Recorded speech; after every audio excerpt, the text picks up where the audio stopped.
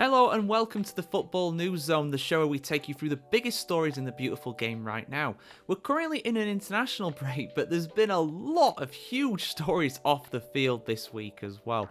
This week we take a look at why the David Coote referee situation is far worse than we initially thought, react to the announcement that Gary Lineker is to leave Match of the Day at the end of the season, and also welcome back one of the most popular football managers in the game, Dilly Ding, Dilly Dong. All that and a whole lot more is in today's show.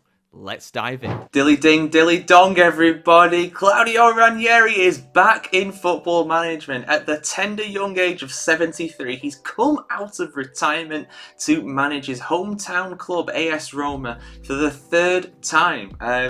Claudio Ranieri did bring in his playing career back in 1973 for Roma, making just a few appearances for his hometown team.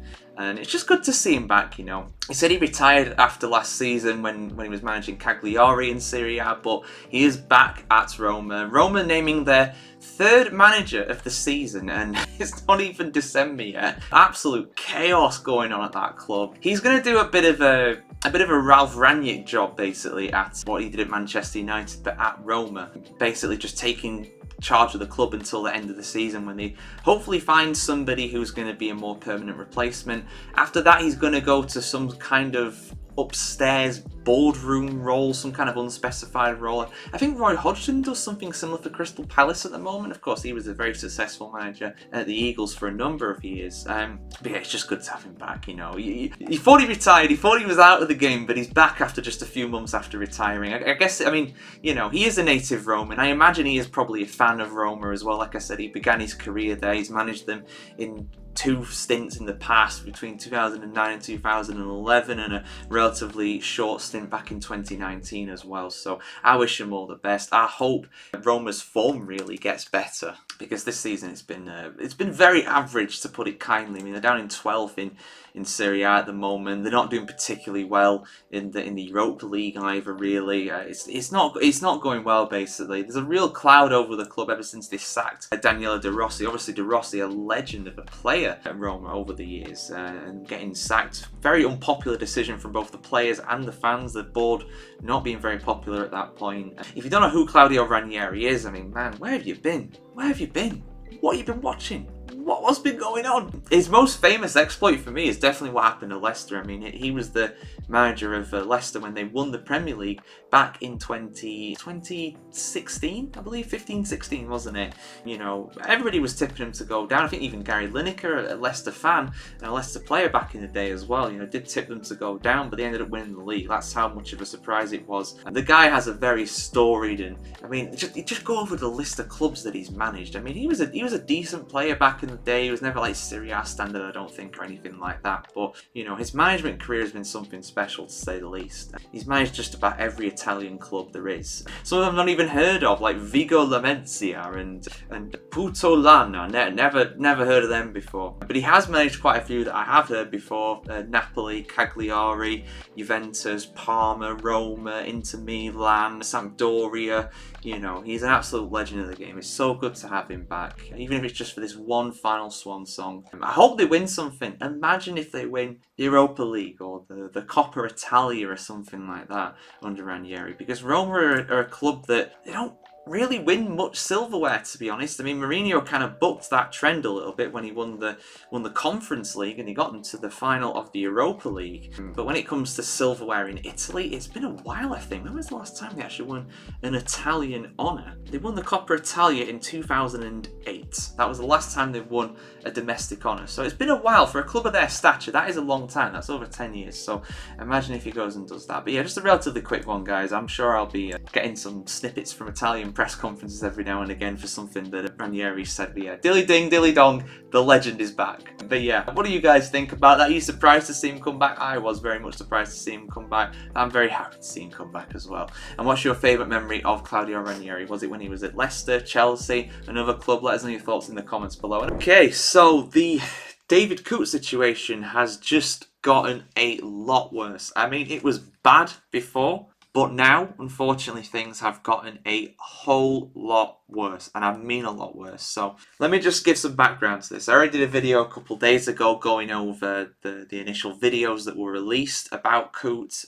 David Coote is a Premier League referee. He's also refereed matches in European competitions as well. He was at the Euros this summer, and that is a key thing that I'm mentioning with that, because this incident that has allegedly occurred and has been sent into a British tabloid is it's far worse, I think, than the stuff we already knew. So the stuff we already knew, let me just go through this very quickly. So the stuff we already knew was that he was basically filmed with this guy, and this guy is asking him questions about who he least likes to referee, who he least likes in football, and he basically says that he doesn't like Jurgen Klopp, doesn't like Liverpool Football Club, can't stand them. Uses more rude words than that, obviously, to do so. If you want more in-depth look on that, go and check out my other video that's already out on the footballchronicle.com. But this stuff that's come out last night, and this was late last night, and I was debating whether to do a video last night on it, but I thought no, let's just do this in the morning. Let's just sign on early,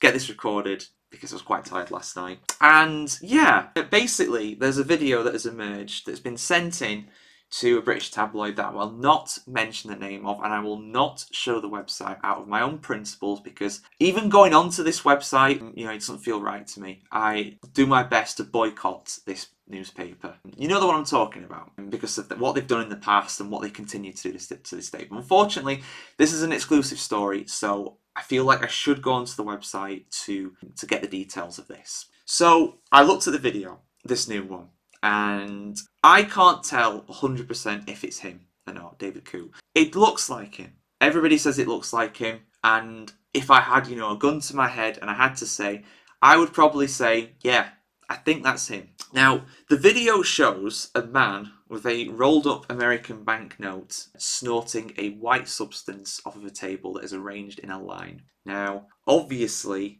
that seems very much as though it's an illegal substance. I've got to be careful what words I use here, because, they love to demonetize and, moderate these videos and stuff like that. So I'm very careful with the language I use here. So apologies if I'm just kind of skirting around the big naughty words here, because I have to, all right? I don't have a choice. It's just how these videos are. Don't hate the player, hate the game, basically. In this case, hate the referee, because it's bad. Now, again, I am just going off of what is in this article here on this tabloid website, and there is some context that was provided by an anonymous source. It could be that guy in the first video.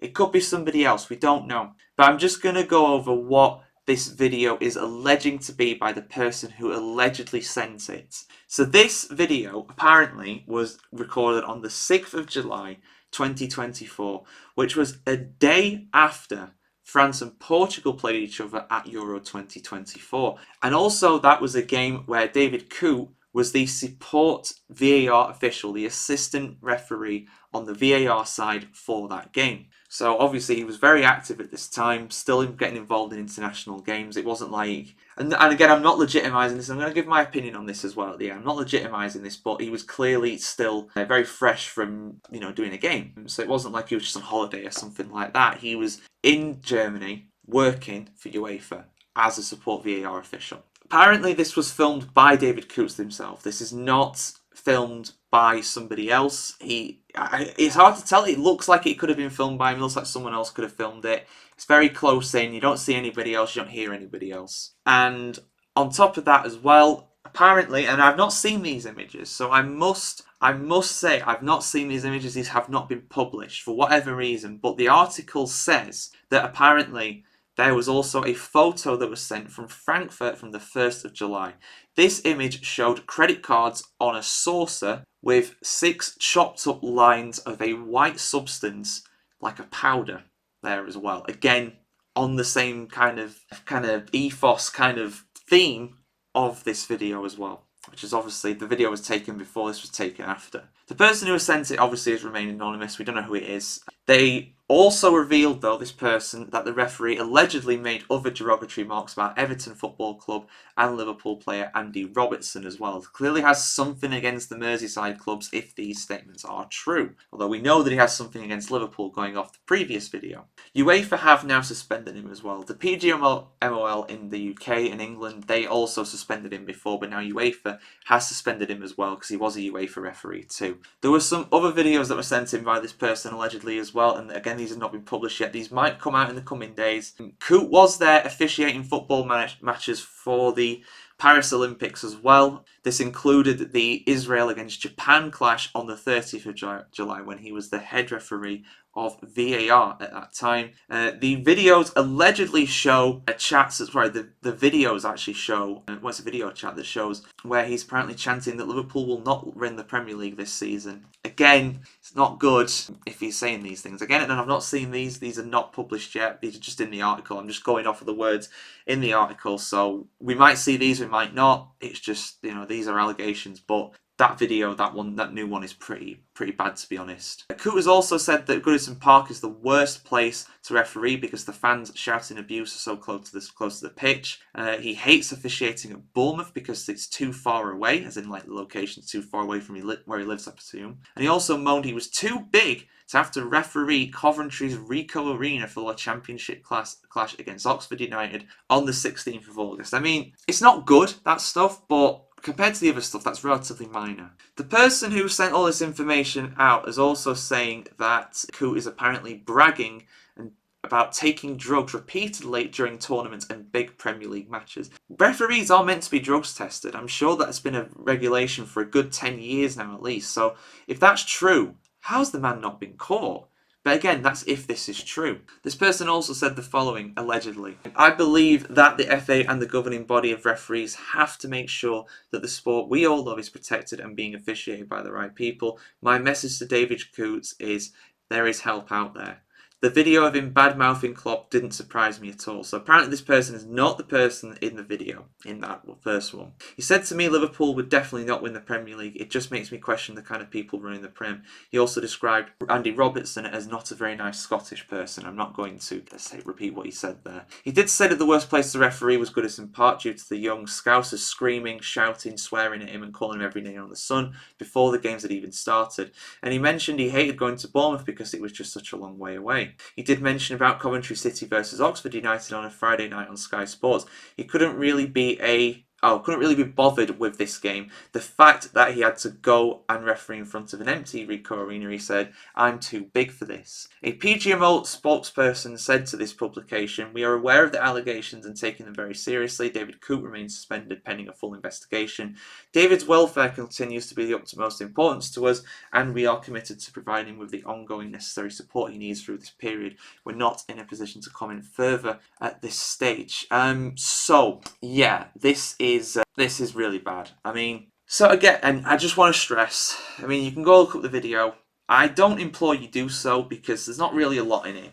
And it's also on a website that I don't want to endorse. And I've only used for this, and I feel wrong using it. I feel wrong using it because I hate this paper. I hate this publication, everything they stand for. But for this, because it's an exclusive, I have to go on it. So I feel dirty and I feel wrong doing that, I'll be honest, right? But I've done it for you guys. I've done it for Football Chronicle. I'm never going to go on there again if I can help it. It's been a very, very long time since I went on there last even. I can't even remember the last time. But yeah, this is the thing, right? This has gone from... Everybody's going to have the viewpoint on this. This has gone from a guy who's been mouthing off about Liverpool and Jurgen Klopp and saying how he doesn't like them and all this and that. And that, at that point, for me, again, like I said in my initial video, I think he should be sacked and I don't think he should take charge of a Premier League game again. At the very least, maybe not even a game in England again, you know, go and work in another country perhaps where your biases aren't there, but who's going to take him at that point? It's not exactly easy, is it, to kind of clean your name up after that? So it's gone from a referee potentially being biased, dodgy, for lack of a better term, to somebody who was potentially in a lot of trouble personally. Now, we don't know what's going on in his personal life. I don't know if he's married. I don't know if he's got kids. I don't know any of this. I don't know anything about his personal life, right? I barely even knew David Coote at all. I know he's like one of the main referees in the Premier League, but he's not a guy that I could just, oh yeah, if I saw you in the street, I'd know who you are. He could walk right past me before all this happened, and I wouldn't even notice him. Just wouldn't. I don't really pay that much attention to referees, to be honest, which is maybe not the best thing really for them. But when it comes to this is now someone who potentially has a lot of demons, a lot of troubles. Personally, for me, I feel like if there's two viewpoints when it comes to this. If he's going around taking drugs and doing all this stuff during tournaments, like has been alleged, you can read that one of two ways. You could read that as somebody who is in a lot of trouble personally, and maybe someone who's an addict, someone who's got a substance abuse problem. You could also read it as someone who's just a bit of an idiot showing off, but I think it's much more likely to be the former. I feel like you don't do something like that unless you've got, in your mind at least, a very good reason to do so. The need to do it. That's my kind of take on it. And I'm speculating at the end of the day, we're not going to hear about this from David Coote. Maybe ever. He might do some interview one day about it, but I feel like now, with the combination of both the professionalism, because that's what it is, I hate to say it, but it is unprofessional, technically illegal what he's doing as well. With the combination of that during an official tournament, with all the stuff he said about Liverpool as well, he's done. I can't see how he can come back now. And I'm sure some people think it's very harsh, but it's like, if you don't draw in the line in the sand as something like this, then what are you going to do? If they don't get rid of him, they're effectively condoning this behaviour. And unless there's a damn good reason for it, and I'm really struggling to think of one, then yeah, I think more than anything, I hope he's all right. I hope he gets the help he needs, and I hope that's the end of it. I hope there's no more stuff that comes out. But just going off of that article, I've got a feeling they're going to release some of that stuff. It sounds like they've got it. They're just going to wait a bit till it quietens down and release something else. I don't know. Maybe I'm reading too much into it. But yeah, guys, let me know your thoughts in the comments below. It's just sad more than anything. I take no pleasure in making this video. I take no pleasure in researching it. I take no pleasure in speculating on what is going to happen next. But I feel like I have to because of my duty to you guys, for lack of a better term, really. Just to, it's my job. It's my job at the end of the day, and I love my job. But yeah, when it comes to stuff like this, it's tough. So yeah, I apologise if my tone and stuff is a bit off during this video. I'm just a bit blown away by it, I really am. If you told me a week ago that a Premier League referee was going to get a video that was released about them where they're mouthing off and moaning about one of the biggest clubs in the Premier League, one of the most successful and longest serving managers in the Premier League in recent times, and then also get caught doing Class A drugs in a hotel room during Euro 2024, I wouldn't have believed you, but here we are. So yeah, let us know your thoughts in the comments below, guys. What should happen to David Coote? Should he be sacked? Should he not? Let us know your thoughts in the comments below. So for those of you that have been following the MLS Playoffs, the MLS Cup as it's known, since it started a couple weeks ago, will have seen that one of the favourites, the team that won the Supporters' Shield, i.e. the best team in the regular season, Inter Miami, have been dumped out in the first round, their first actual round, where they played against Atlanta United, who were 9th overall in the regular season in the Eastern Conference and only made it through to the playoffs through an actual preliminary qualifier. And they actually knocked them out. So it's a real shock, this. And there's been some strong reactions online. There's been some people thinking that the MLS playoff system needs to change, that it's not quite working. I mean, here's a quote from Inter Miami player Jordi Alba, who used to play for Barcelona in Spain back in the day as well. He said, and I quote, "This format seems unfair. I would have the champion of one conference against the champion of the other to make it as fair as possible." Now, this is the thing, right? This is going to ignite a lot of debate. I don't completely disagree with the sentiment of what he's saying. I mean, some people might say, oh, well, he's been a crybaby, his team's got knocked out of this cup and, he's just a sore loser. But there is some truth to what he's saying in a sense. It's not unheard of for the team that wins the Supporters' Shield to actually go out in the first round that they've actually entered in the playoffs. So the playoff format has changed a lot over the years, but just going off of when the team that wins the Supporters' Shield, the best team in both the East and the West points wise combined, when they actually enter the competition, it's not unheard of for that team to be dumped out in the first round. In fact, New England Revolution in 2021, who did hold the previous record for the overall points in a regular season, they were knocked out in the conference semi-finals in 21, which was the first round that they entered. Similarly as well, in 2020, the Philadelphia Union also went out in the first round after winning the Supporters' Shield. So it's not unheard of for this to happen. I mean, this has happened happened 3 times in the last 5 seasons. So it's more than half the time, just going off of this more recent times. And yes, this new best of 3 series with round 1 is something new. Had it just been a single playoff, Inter Miami would have gone through because they won the first game. But overall, over 3 games, Atlanta United managed to win the series. And this isn't something that's unique to American sports, but it is unique to football.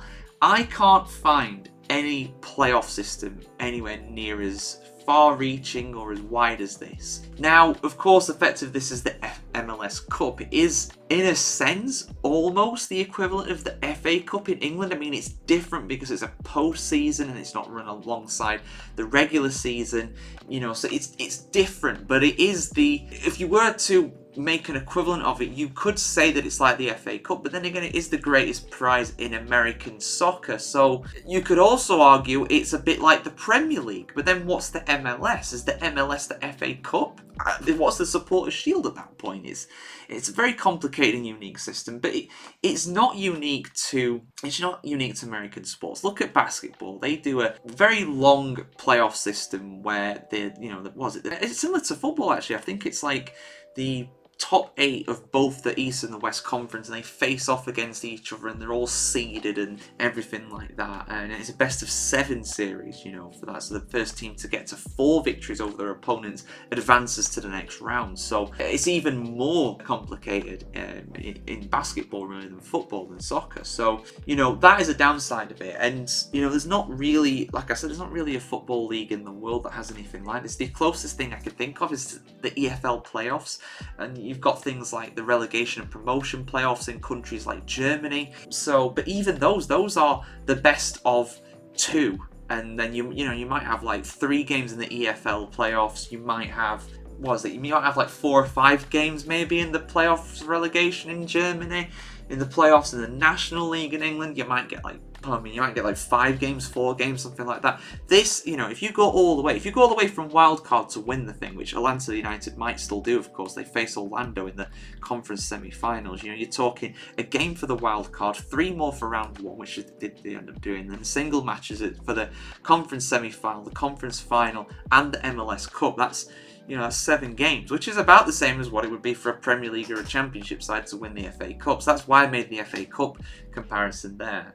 But, you know, on the positive side of things, it means that one team doesn't completely dominate. You know, you have to be at your best every single match in this. You know, with the league season, you can have a few slip-ups, you can make a few mistakes, and you can still win it, which is exactly what Inter Miami did. They weren't perfect by any means this season, but they still broke the overall points record for a franchise in MLS history. So, and yes, there are more games and more clubs in the MLS now than there were 10, 20 years ago. So that is an advantage they have, of course, but still, it's a marker of how good they've been this season and how good we kind of expected them to be, really. I mean, a team that's got Luis Suarez, Lionel Messi, Sergio Busquets and Jordi Alba, even all well over 38 years of age at this point, you know, they're still good players, you know. You know, you're talking the most successful Ballon d'Or winner in history, Messi, you know, so it's not a bad team at all. So there is that, and it's like, well, you know, at that point it's meaning that the best team doesn't always win everything. You know, wouldn't it be boring if the best team won everything all the time, like Manchester City usually do in England? Isn't that boring? I find it boring personally. This at least puts some kind of, you know, unpredictability, something unique into the actual competition, and it means that, you know, we've got Inter Miami that have won the Supporters' Shield, and somebody else, Atlanta United, Orlando City, one of the New York clubs, you know, one of the LA clubs, they could win the MLS Cup. So it means it's just something unique. So I get the cons, I get the pros, but what do you guys think? Do the playoffs need to change? Is Jordi Alba right? Let us know your thoughts in the comments below. So, it's been rumoured for some time. It was rumoured a couple weeks ago that it was gonna happen. Even Gary Lineker himself commented on Match of the Day, making a joke about it, but it's finally been confirmed. It's been confirmed by the horse's mouth itself, straight from the source. The BBC have confirmed that Gary Lineker will step down as the main host of Match of the Day at the end of the season. It's the end of an era, absolutely. So let me just go into this article here that's produced by the BBC, give my kind of take on it, and go as well into who is likely to take over the role of the main host of Match of the Day, because it does rotate around. It's not always Gary Lineker that does it, but he is the main guy, as it were. And on top of that as well, you guys that are worried about, missing out on Gary Lineker, he will still be around. He will still be around. He just won't be the main host of Match of the Day. But let me just explain everything in this article first. So, broadcaster Gary Lineker is to step down as host of flagship football programme Match of the Day at the end of the season, BBC News understands. I always find it funny when the BBC quotes itself. It's like, well, because you are the BBC, just a different branch of it, BBC spoke to BBC and BBC found out lots of things about the other BBC. That's basically what's going on there. His departure is expected to be announced officially by the BBC on Tuesday. It was. The Sun, who first reported the story, also said the presenter would leave the BBC after leading the coverage of the 2026 World Cup in the US, Canada and Mexico. Former BBC director Greg Dyke told BBC Radio 4's Today programme that Lineker was the outstanding sports presenter of his time, but added life moves on, presenters don't stay forever. Lineker's representatives have been approached for comment. The BBC press office declined to comment. So the BBC declined to comment to the BBC. Why don't you just ask yourself a little harder, guys? Come on, you're not even trying. Lineker, whose contract was coming to an end, entered negotiations with the BBC's new head of sport in October. BBC News understands that Lineker was open to staying on at Match of the Day, but the BBC did not offer him a new contract for the show. I mean, my kind of thoughts with that is that Lineker is the highest paid person at the BBC's, but he's on $1.5 million, I think, something like that, basic salary before bonuses. So cost cutting, and that is something that is mentioned further down in the article. I think the BBC is kind of thinking that, well, Match of the Day is huge, Lineker's big, yeah, but we can get rid of him and save money and still get similar viewing figures. That's the kind of theory I believe they are probably going with. They'll never say that outwardly, obviously, but that is what I believe the reason is, to be honest. The 63-year-old has hosted Match of the Day since 1999. He will have held the post for 26 years when he leaves at the end of the Premier League season in May 25. Dyke was a director general when Lineker first began hosting the football show in 99 and said losing the presenter was a big loss, but in the end people will watch Match of the Day for the football. It's basically what I just said. Lineker told Esquire magazine in an interview published earlier this month that he accepted and he will have to slow down at some point. Earlier in the year, the presenter joked about speculation he could leave the BBC. He opened Match of the Day broadcast by saying it was his final show. After a pause, he added, before the international break. Yes, very witty there. Dyke also said the BBC is in difficulties financially, referring to recent job cuts being made as part of a wider BBC effort to save £700 million a year. £700 million? So what do you think about Lineker's salary of £1.5 million or whatever it is? That's a relative drop in the ocean. It's a lot of money, don't get me wrong. £1.5 million quid's £1.5 million, but it's like what, not even a quarter of a percent of what they need to save? Just stating facts, you can interpret how you want. Adding that losing Lineker would be a saving on sports budget, which you could use elsewhere. It did not speculate on whether Lineker had been offered a new contract or not, or as to whether the recent controversy over the pretensive social media use was connected with his departure. That would have definitely been a part of it. And the fact as well that, and by the way, this is not a slight against Lineker. I mean, anybody who's seen the farce around the social media thing, the boycott that the presenters and the commentators did a couple seasons ago, remember that? That wasn't that long ago. On top of that as well, Lineker does other things. He has the podcast with Alan Shearer and Mick Richards, who, they are very entertaining. The Rest is Football is an excellent podcast. It's one of the few football podcasts I actually listen to, really. It's one of the more level-headed ones out there. I'm not naming names, but you know what I'm talking about. Whether this has anything to do with that, I don't know. It's one of the few times I've disagreed with the BBC since I left. I thought that he was a sports presenter and therefore what he was saying about politics was irrelevant to his performance as a presenter. On the money. That's spot on. That's a great summary of what happened. But it's there in the background, so it must have been a thought in the mind of whoever took the decision. Lineker is one of the corporation's best known presenters and its highest paid star of those salaries that are declared earning more than 1.3 million a year. So my 1.5 million estimate wasn't far off. He has also presented coverage of major tournaments like the World Cup and European Championships for the BBC, as well as BBC Sports Personality of the Year ceremonies. Lineker has worked for other sports networks during his time at the BBC, including the US network NBC and BT Sport, which is now TNT Sport. He has also branched out into podcasts, co-founding production company Goalhanger, which makes popular shows including The Rest is History, The Rest is Politics, and The Rest is Entertainment. The Rest is Football, guys, as well. Mention that. That's the one he's actually on. But I guess you're not going to mention your competition, are you? Alistair Campbell, who co-presents The Rest is Politics podcast, said Lineker would be a very hard act to follow, Sky News reported. He's an excellent broadcaster and a very good guy.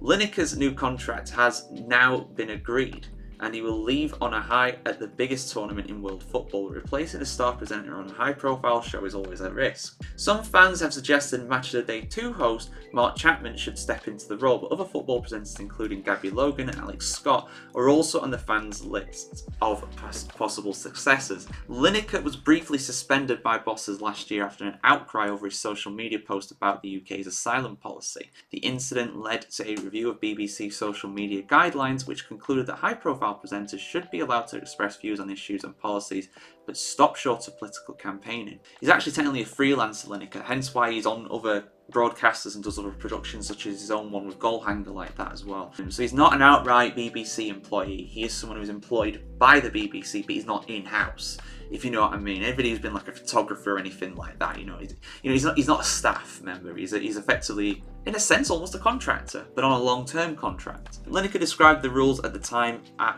as all very sensible. Before becoming a TV presenter, Lineker had a hugely successful career as a striker for England, as well as Leicester, Everton, Tottenham Hotspur and Barcelona. Don't forget about Nagoya Grampus 8, guys. What a team they were back in the day. It is kind of sad. It's been coming though, for the reasons that's been outlined there. He's been embroiled in these controversies. That is not his own fault. It's not his fault at all. But the fact that he's been embroiled in them, I think that would have just tied him down. And he's getting on. He's getting towards what is normally the retirement age in the UK. So I don't think he needs any of that stuff. How old was Donald Glover when he said he was too tired for that stuff? He was like 41. Lineker's in his 60s. So there is that. So I feel like it is the right time for him if he wants to walk away. I feel like the BBC Match of the Day will be worse without him. We'll still see him around, of course. He's going to be around on the England coverage and stuff, which is great. And the FA Cup stuff as well that's live on the BBC. He'll still be around on that, which is good. So he'll still be there. But yeah, I think Match of the Day will suffer through it, unfortunately. I feel like Match of the Day is a lot less popular with young people. I said before when the rumours of him kind of quitting came up last time that I haven't watched Match of the Day in years. I watch football live when the game's on live on Sky or TNT or whatever, and if I don't watch it live, I watch the highlights on YouTube. That's what I do, and that's what a lot of people my age do. So Match of the Day is facing a few challenges in that sense. It's still very popular, but as the generations move through, it's going to struggle for long-term viewership, I think, because football has moved on, and unfortunately Match of the Day has stayed the same all this time, which is part of its charm. It's part of its charm, but I feel like it's going to be in trouble, and it's going to be very key who they choose next. So they mentioned a few names in there. So Mark Chapman was the favourite, and he is the favourite according to this season. So I've got a few odds things here. There's around 45% people thinking it's going to be Mark Chapman, apparently, according to a recent poll that's been run in the last day. So Mark Chapman, for you guys that don't know, he does Match of the Day 2. He's a general kind of final score presenter as well on BBC, which is like their live. I should explain what Match of the Day is as well for you guys that don't know from outside the UK. It's basically the highlights package for the Premier League on late at night on the BBC, which is the state broadcaster here in the UK. But yeah, Mark Chapman, he does Radio 5 Live. When I'm driving around listening to the football on the radio, he's usually on there too. So I think he's very, very qualified. I think he's a very safe bet. He doesn't have the same charm as Lineker, I'll be honest. He's not the most charismatic person. I'm not one to judge. Because I'll be honest, I'm not either. But people still seem to enjoy listening to what I have to say. So maybe I'm being a bit too harsh there. But we'll see. I think he is definitely the safe bet. He's the most qualified person. He's been in the BBC for as long as I can remember. He's always been around Match of the Day for at least the last 10, 15 years. It's got to be. Yeah, more than 10 years either. Second favourite is Alex Scott, who of course is a England women's football legend. She's been doing a lot of presenting. She's been on a lot of coverage of matches. She speaks incredibly well. I think she'd be fantastic for the job. To be honest, I personally would put her as the favourite. She's about 30% of the vote. So she's a strong second going to this. I think she'd be great personally. And plus, as well, as a woman of colour, I think as well that she would very much annoy the gammons as well out there, which would just be great to see. Ooh, I'd love to see that. A woman presenting match of the day. Well, it's nothing new. Gabby Logan's done it loads. Speaking of Gabby Logan, she's the third favourite. I think she'd be good too. She has presented match of the day sometimes as well, and I think she'd be fantastic for it. Again, speaks really, really well. Very, very experienced in the BBC. I think she'd be a good shout for it too. Jason Mohammed is the fourth favourite as well. If you don't know who he is, I'm sure is he the guy who used to do I think he used to do the Football League show back in the day on the BBC years and years ago, back when they used to do EFL highlights. I remember that after the match of the day. I think he used to do that back then. I could be wrong, could be getting him mixed up. But if he is the guy I'm thinking of, again, he's a good one as well. So any of that top four would be great, I think. But yeah, the clear favourite at the moment is Chapman and Scott, and I think Scott would be great. I think Scott, I'd love to see the reaction with that, because you just know the gammons are going to be up in arms and be like, oh, the BBC has gone woke, how dare they do this? Which I'd kind of like to see, but I wouldn't like to see it as well, because it'd be a lot of pressure on her. I think she'd do fine, but yeah, it's an interesting one for sure. It's a huge thing in football, this. Who's going to be the next presenter? 26 years Lineker will have done it for. So it's like the first in a generation. It's a new presenter. But we'll see. We'll see what happens, guys. Who do you want to see present Match of the Day next? Who do you want to be the next full-time presenter of Match of the Day? Chapman, Scott, Logan, Mohammed? Let us know your thoughts in the comments below. And of course, keep it subscribed to thefootballchronicle.com to see much more content on the world of football just like this.